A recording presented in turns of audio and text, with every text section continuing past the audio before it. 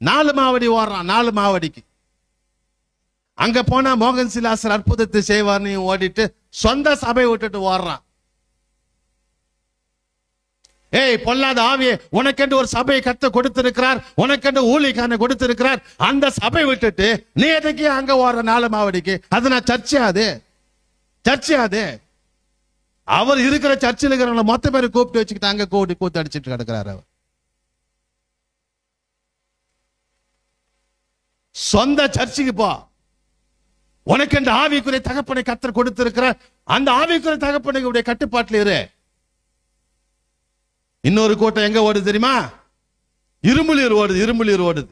இன்னொரு கூட்டம் அவங்க சர்ச்சு கன்வென்ஷன் பண்றாங்க. அவங்க சர்ச்சில் இருக்கிறவங்க அவங்க போட்டோம். நீ எதுக்கே ஓடுறாங்க? இரும்புலியூருக்கு ஓடுறேன், தாம்பரத்துக்கு ஓடுறேன்னு ஓடுறேன். எல்லாம் ஓடுது, ஒரே ஓட்டம்.